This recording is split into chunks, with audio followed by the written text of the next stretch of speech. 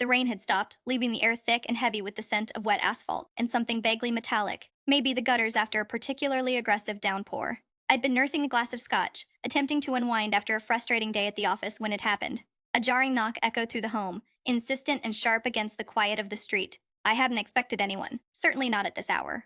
I cautiously opened the door, and there he was, Mr. Henderson, my neighbor from number 14, standing on my porch, his face pale and slick with sweat. He was clutching a handkerchief, twisting it nervously in his hands. If anyone asks, you didn't see my basement tonight, he blurted out, his voice strained. I needed to say that. I frowned, instantly wary. The casual urgency in his tone felt unsettling, like a carefully constructed facade. I stepped back, allowing him to enter, and shut the door behind him. The small hallway between our houses felt unusually cold. What's wrong, Henderson? I asked, trying to keep my voice neutral. Something happened down there? He hesitated, avoiding my gaze. Just a small mishap, he mumbled, gesturing vaguely towards the basement stairs with the handkerchief. Nothing to worry about. I just wanted to be clear. No one can inquire about what occurred.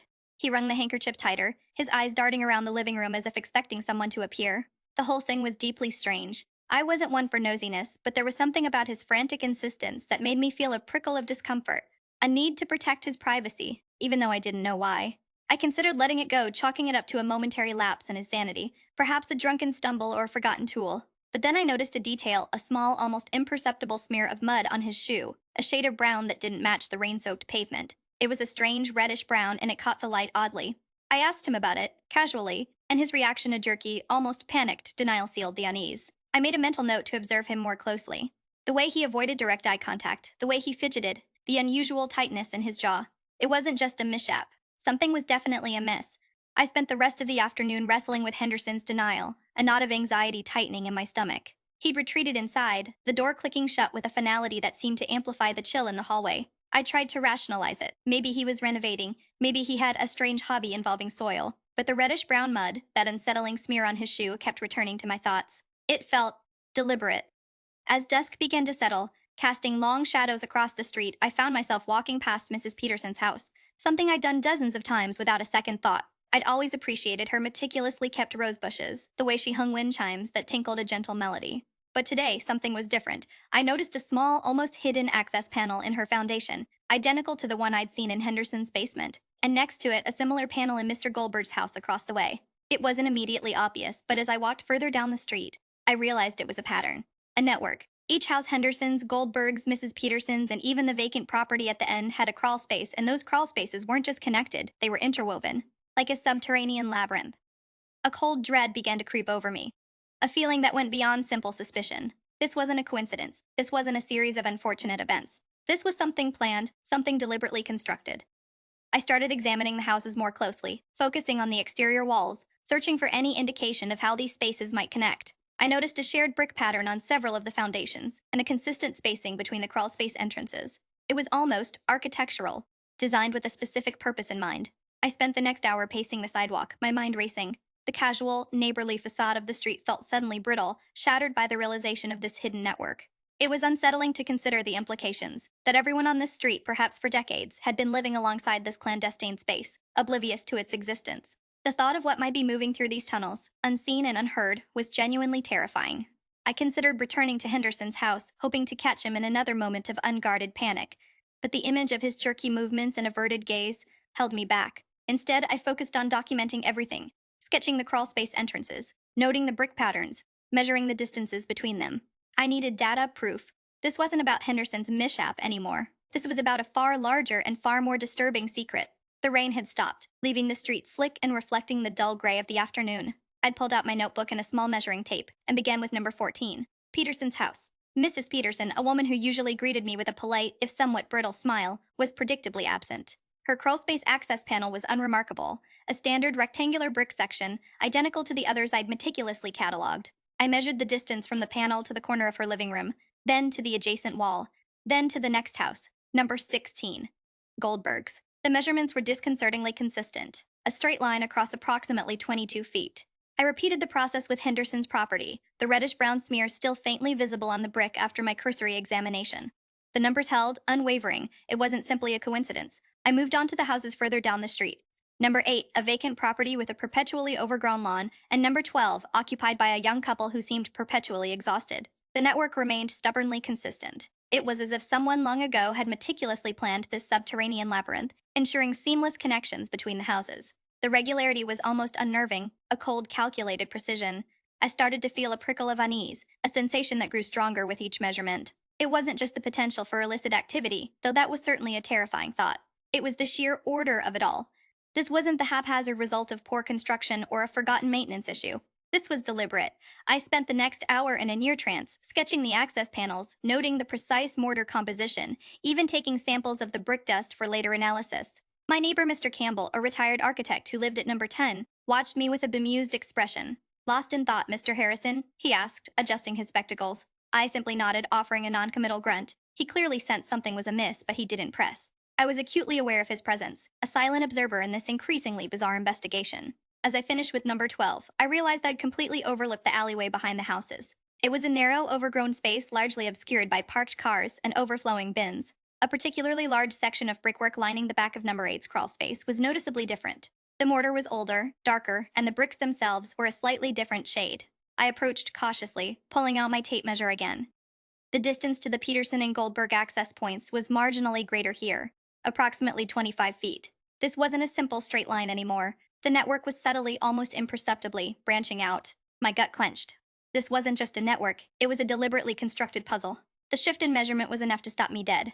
25 feet. It wasn't just a variation, it was a deviation, a deliberate alteration to the neat geometric pattern I'd been painstakingly mapping. I knelt, running my hand over the darker mortar, trying to discern some clue, some indication of what had been done here. The bricks themselves were rougher, worn in a way the newer ones weren't, suggesting this section had been sealed off for considerably longer. A faint smell, earthy and metallic, tickled my nostrils.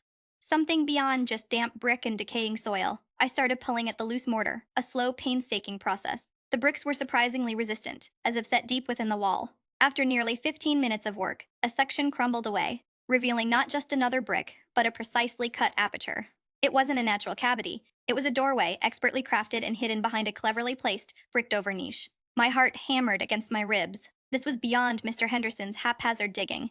This was deliberate, concealed with a level of care that suggested someone with knowledge, someone with a purpose. I squeezed through the opening, my flashlight beam cutting through the immediate darkness. The air within was thick, stagnant, and colder than the crawl space outside. The space wasn't large, maybe 8 by 6 feet, and the ceiling was low, forcing me to crouch. The walls were constructed of the same dark brick as the exterior, but the floor was concrete, surprisingly clean. And then I saw them. Stacked neatly against one wall were several wooden crates, meticulously labeled in faded ink. Chemical stabilizers, temperature control units, containment seals. It was a bizarre assortment entirely out of place in a simple crawl space. But the real shock came when I spotted the documents. They were arranged in a binder, the pages yellowed and brittle with age. I carefully opened it. The handwriting was neat, precise, and dated back to the 1970s. It detailed logistical plans, supply chains, and, most disturbingly, specific measurements correlating directly with the house layouts. This wasn't just a storage space, it was an operations command center. As I continued to sift through the papers, I discovered a collection of tools: precision measuring instruments, miniature drills, and even a small battery-powered saw. None of these appeared remotely related to ordinary home maintenance. The implication was clear. This hidden chamber wasn't a refuge or a storage facility. It was a control center, meticulously designed and equipped for something. The feeling of unease I'd been struggling to contain solidified into a cold, hard dread. This wasn't a simple trespass. This was a carefully constructed deception. And I'd just stumbled upon its heart. The air in the chamber was thick with the smell of dust and something vaguely metallic, like old copper. I carefully laid out the instruments, a laser rangefinder, a digital caliper, and a small, surprisingly powerful drill on the concrete floor. They weren't cheap. Each was meticulously clean, almost sterile, a stark contrast to the grime of the crawl space. Beneath them, I found a series of folders, bound with heavy-duty plastic and labeled with dates ranging from 1973 to 1988. The first one I opened contained maps, not of the neighborhood, but of the surrounding area, overlaid with a complex grid system. Lines crisscrossed the maps, connecting various points with a network of circles and arrows. Some of the circles were labeled with abbreviations alpha, beta, gamma. Beneath the maps were handwritten notes detailing distances, estimated travel times, and what appeared to be logistical calculations. I spent the next hour meticulously copying these maps and notes into my notebook, my pen scratching furiously against the paper. The more I copied, the more a pattern emerged. It wasn't just about distance, it was about efficiency. The measurements were incredibly precise, down to the inch, and the routes seemed designed to minimize travel time while avoiding populated areas. There were several references to lateral passages. Clearly, the crawlspace network wasn't just a simple series of tunnels. It was a deliberate, engineered system. I found another folder, this one filled with what looked like invoices and receipts. The vendors were listed with cryptic names: Precision Components, Thermocontrol Solutions, and Secure Packaging Imports. The amounts were substantial, and the transactions seemed to be routed through a dozen different shell corporations, each registered in a different state. Then I found it: a ledger. Bound in dark leather, it contained a detailed record of every shipment, every delivery, every pickup. The entries were dated, quantified, and signed with a single initial: R. The ledger described what was being transported: not drugs, not weapons, but something far more ambiguous: stabilized compounds. The quantities were staggering, often exceeding several tons, and the destinations spanned across the country, from Chicago to Miami, and even briefly touched on shipments to New York and Boston. The documents painted a picture of a remarkably sophisticated operation, one that required a significant investment in technology, logistics, and, undoubtedly, manpower. The realization hit me with the force of a physical blow. This wasn't just about smuggling, it was about the careful, controlled movement of something highly regulated, something potentially dangerous. The meticulous planning, the complex network, the use of specialized tools. It all pointed to a level of professionalism that suggested this operation had been running for decades, possibly longer. I felt a surge of adrenaline, mixed with a profound sense of unease. I wasn't just uncovering a crime, I was unraveling a carefully constructed history. I spent the next 72 hours lost in the ledger. It wasn't just a record, it was a map of a hidden world. R wasn't just a signature, it was a key. I started tracing the shipments, meticulously cross referencing them with the addresses listed in the ledger: Precision Components in Akron, Thermocontrol Solutions in Pittsburgh, and a dozen others scattered across the Midwest. The network wasn't just a series of crawl spaces, it was a logistical artery, pumping these stabilized compounds across the nation. The sheer volume was staggering. One entry detailed a 7.8-ton shipment to a warehouse in Milwaukee, dated July 12, 1988. Another listed a 5.2-ton delivery to a facility in St. Time, Louis, 5 years later. The dates, the quantities, the vendors, everything pointed to a consistent, methodical operation stretching back decades. I started to identify patterns. Several shell corporations, all registered in Delaware, appeared repeatedly in the chain, acting as intermediaries for the larger shipments. Apex Logistics, Viridian Imports, Sterling Distribution, names that blended into the gray area of corporate anonymity. The addresses listed for these companies were always discreet, often vacant storefronts or storage units. I tracked their financial transactions, a tangled web of offshore accounts, and convoluted transfers. It was like peeling back the layers of an onion, each layer revealing a more complex and disturbing truth. I realized that R hadn't simply been overseeing the operation. They were managing a sprawling, highly organized, and incredibly lucrative criminal enterprise. The meticulousness of it all was unnerving. There were no mistakes, no gaps in the record.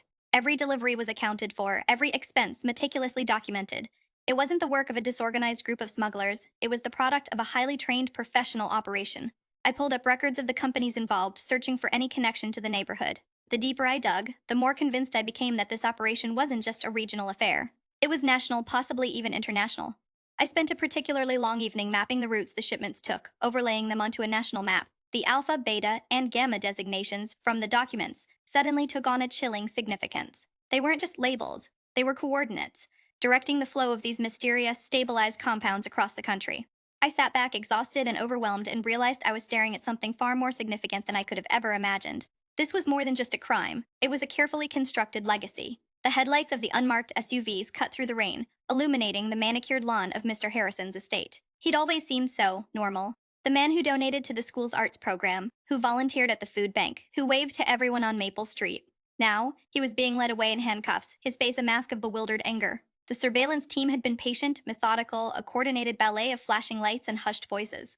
But the timing couldn't have been worse.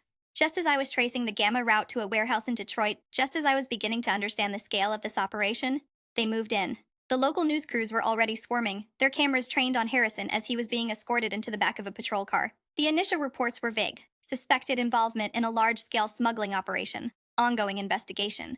But the palpable shift in the atmosphere was unmistakable. Neighbors I'd known for years were whispering, exchanging nervous glances.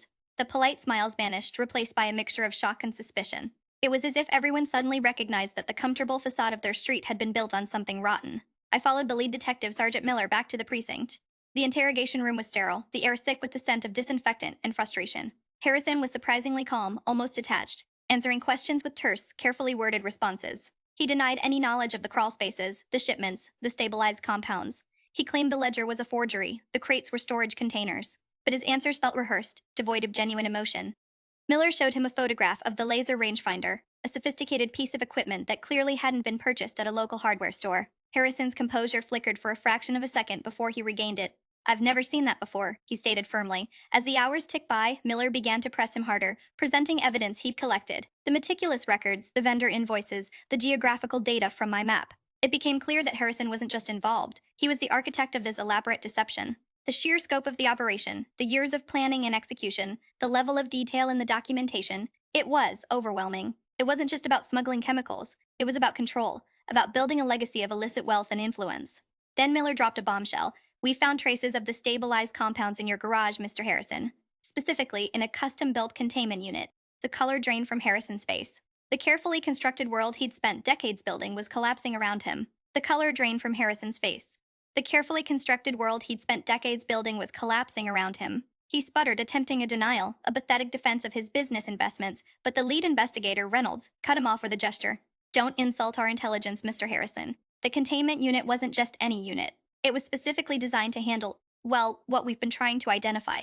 And the trace analysis is conclusive. This isn't some hobbyist's experiment. Reynolds' team moved in, meticulously photographing the unit, a surprisingly compact stainless steel chamber with intricate temperature regulation and pressure monitoring. It looked like something out of a pharmaceutical lab, far more sophisticated than anything I'd ever imagined a private collector possessing. As they worked, another detective, a young woman named Chen, approached with a tablet displaying a complex spreadsheet. We've been digging deeper into your financial records, Mr. Harrison, she said, her voice professional and devoid of emotion. And what we've found is substantial. She proceeded to reveal a network of offshore accounts spread across the Cayman Islands, Panama, and various Caribbean nations. The transactions were layered, obfuscated, and incredibly complex, utilizing shell corporations and nominee directors. The sheer volume of money moving through these accounts over the past 3 decades was staggering, conservatively estimated at over $70 million. The stabilized compounds weren't just being transported, Mr. Harrison, Chen continued. They were being laundered. Reynolds leaned forward, his gaze unwavering. We've identified consistent payments to Precision Components and Thermocontrol Solutions, the vendors you've been using. But the accounts they were paying into were almost entirely these offshore entities. The flow of funds was meticulously designed to avoid detection. It's a remarkably sophisticated operation, considering your initial claims of a modest, legitimate business. He paused, letting the weight of his words sink in. We've traced a significant portion of those funds to a series of properties purchased under various aliases, most of them within a 50-mile radius of this street. Chen tapped on the tablet again. We've identified a pattern. These payments coincide directly with the shipments of stabilized compounds recorded in those 1988 and 1993 documents. It seems your legitimate business was primarily a front for a very lucrative smuggling operation. A junior analyst, Miller, who had been quietly observing the interrogation, cleared his throat. We've also identified several insurance policies taken out on the properties connected to your accounts, he added, policies with unusually high premiums and complex riders. It's like you were anticipating a certain outcome. The air in the room thickened with the implication. The pieces were starting to fit together, forming a disturbing picture of deliberate concealment and decades of calculated deception. My own stomach churned, and I suddenly felt a profound sense of unease, a realization that I had been standing on the precipice of something far darker and more dangerous than I could have ever imagined. The air in the room thickened with the implication. The pieces were starting to fit together, forming a disturbing picture of deliberate concealment and decades of calculated deception. My own stomach churned, and I suddenly felt a profound sense of unease. A realization that I had been standing on the precipice of something far darker and more dangerous than I could have ever imagined. Reynolds, ever the pragmatist, was already barking orders. Get me everything on every officer involved in Harrison's case, every contact, every transaction.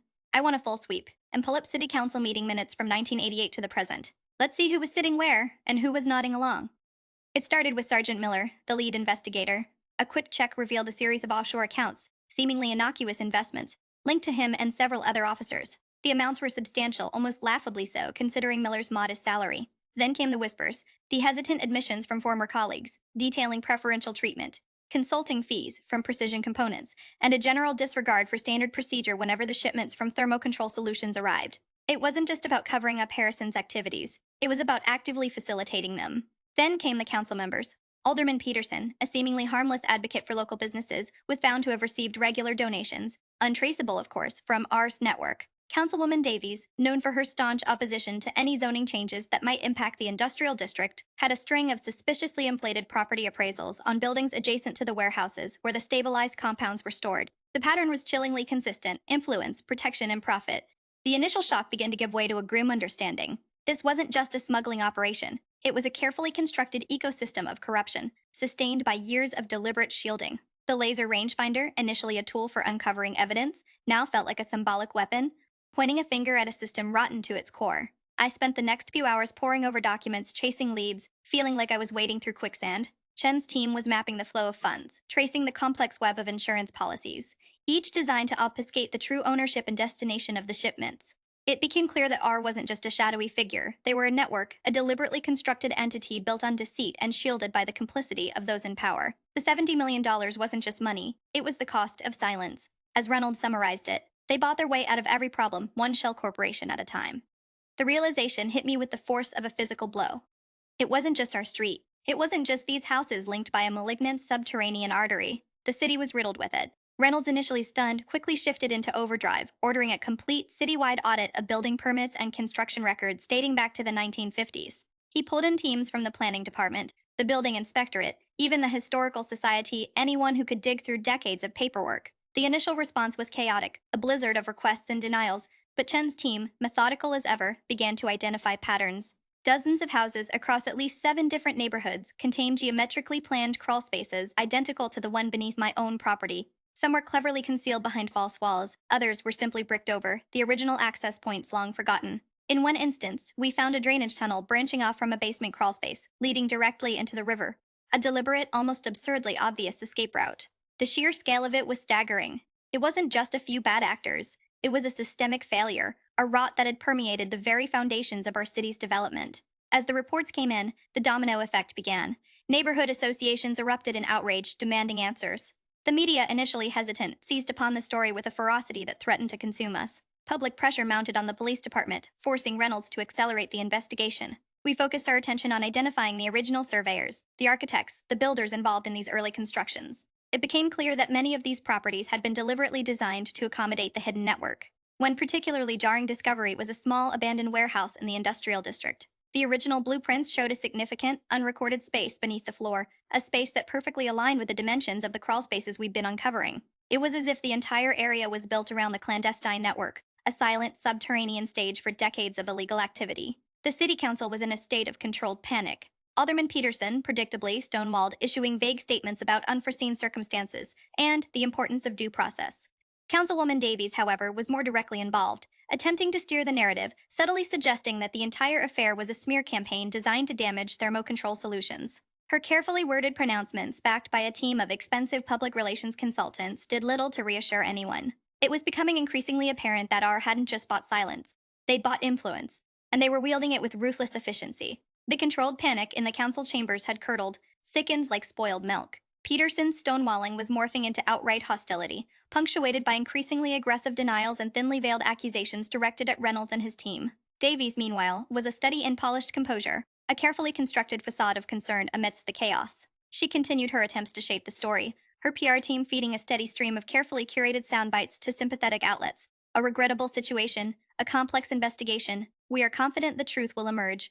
But the truth, it seemed, was stubbornly refusing to be contained. Reynolds, fueled by lukewarm coffee and a grim determination, had been pushing relentlessly. He brought in a forensic accountant, a specialist in tracking complex, illicit financial flows, and within 48 hours the accountant had identified a pattern, a consistent transfer of funds to offshore accounts linked to known wildlife trafficking operations. Initially, it seemed a bizarre tangent, a desperate attempt to muddy the waters, but as the accountant delved deeper, the connection became undeniable. R wasn't just moving stabilized compounds. They were moving exotic animals, pangolins, snow leopards, rare parrots, all destined for the black market, their unique physiological properties, supposedly, enhancing the effectiveness of the compound.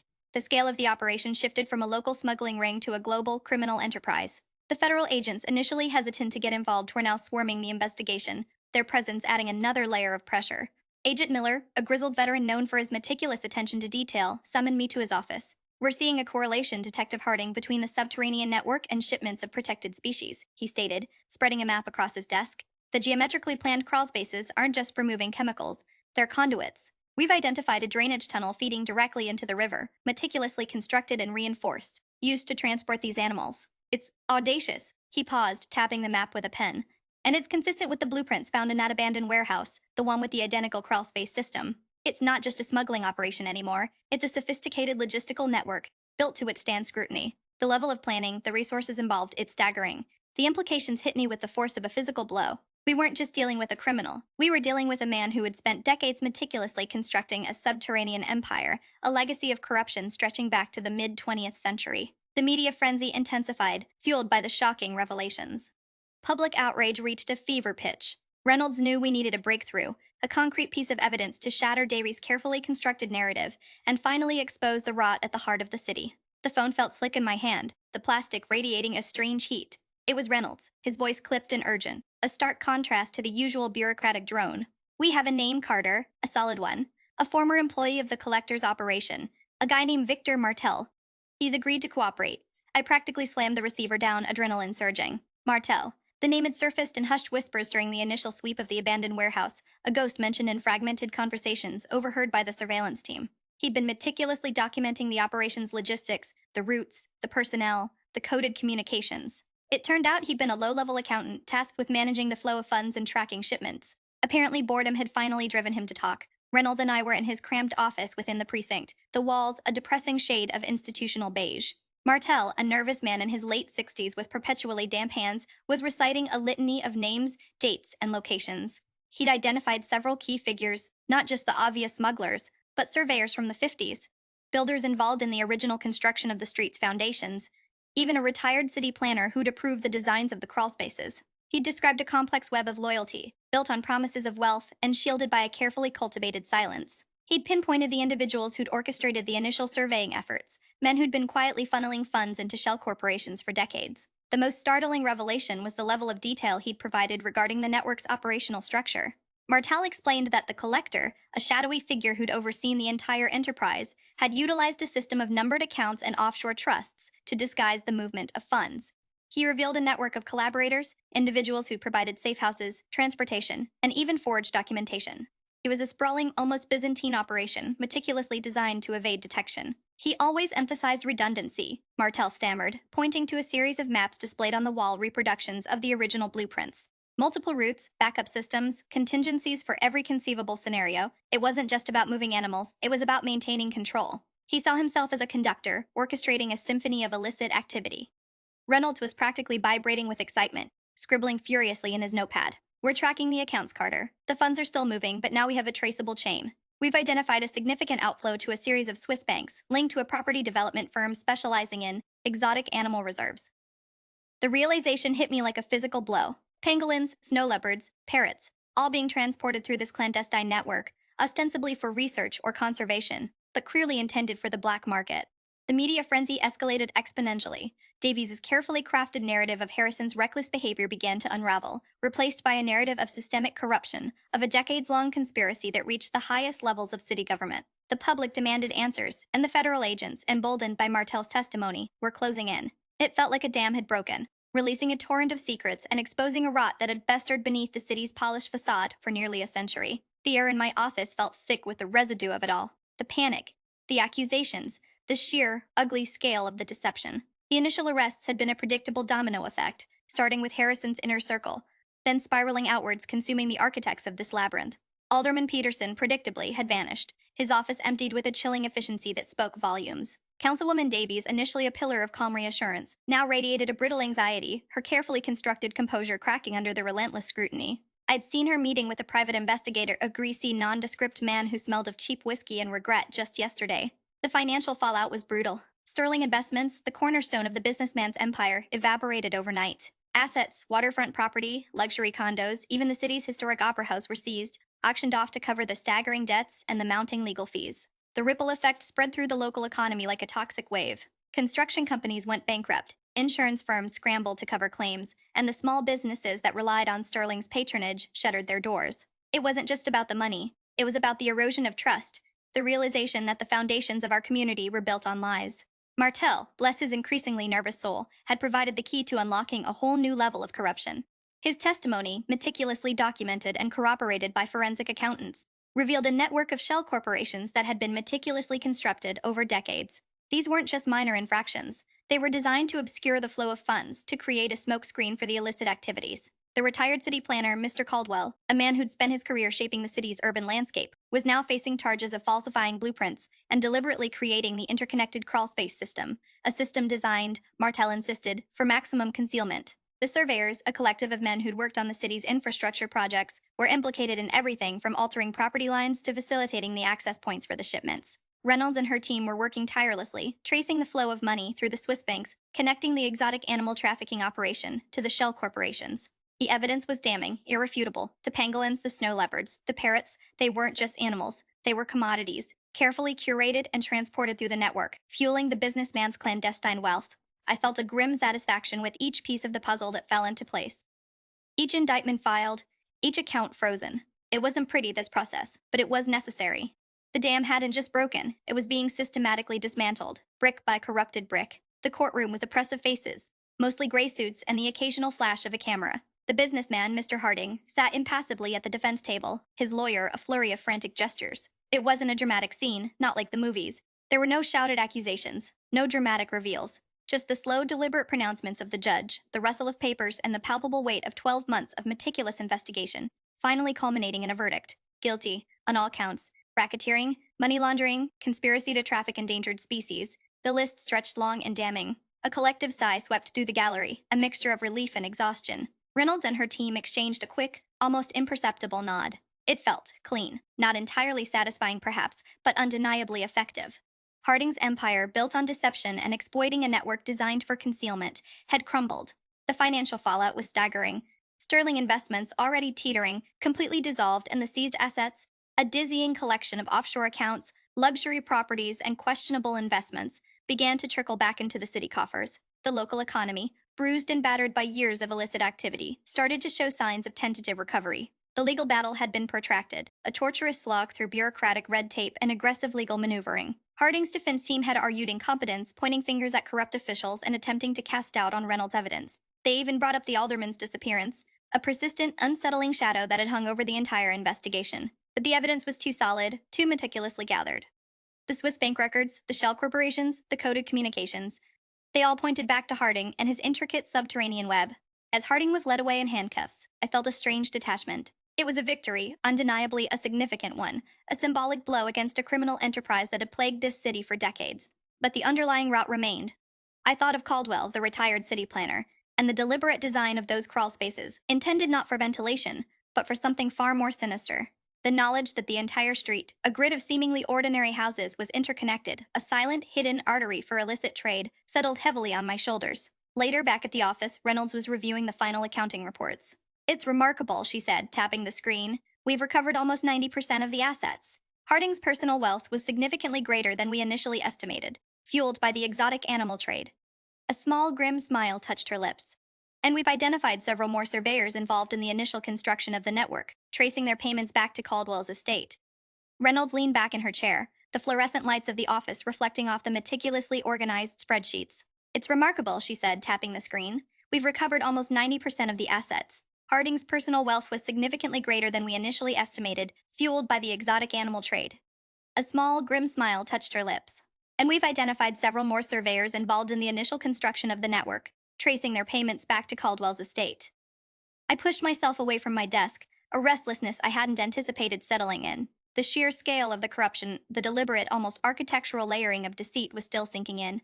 It wasn't just about Harding, it was about a systemic rot that had permeated the city's foundations, quite literally. Reynolds, sensing my discomfort, offered a pragmatic suggestion. Look, I know this is a lot, but we've done the investigative work. The legal system has taken care of Harding. Now we need to ensure this doesn't happen again. That's when the idea, initially a flicker of frustration, solidified into something more concrete. I'd spent the last few months consumed by this case, chasing leads, navigating legal complexities, and wading through mountains of paperwork. It was exhausting, disorienting, and utterly pointless if nothing changed. I'd realized I couldn't just walk away.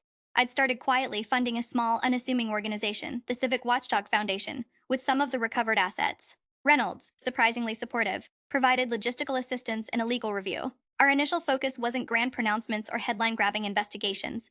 Instead, we started small, providing legal resources to residents facing bureaucratic roadblocks, documenting instances of local corruption, and advocating for greater transparency in city council meetings. It was a deliberate, painstaking process. We held workshops on property rights, organized neighborhood forums, and began compiling a database of questionable land deals and zoning variances. The response was slow at first, but gradually, people began to participate. Neighbors who had previously been hesitant to speak out started offering information, sharing stories of intimidation and cover-ups. We weren't chasing down master criminals. We were building a foundation of community vigilance, a network of ordinary citizens dedicated to holding their local government accountable. It felt right, a small, defiant act against the darkness we'd unearthed. It wasn't glamorous, it wasn't flashy, but it was tangible. A step towards a city where the foundations weren't built on secrets and lies,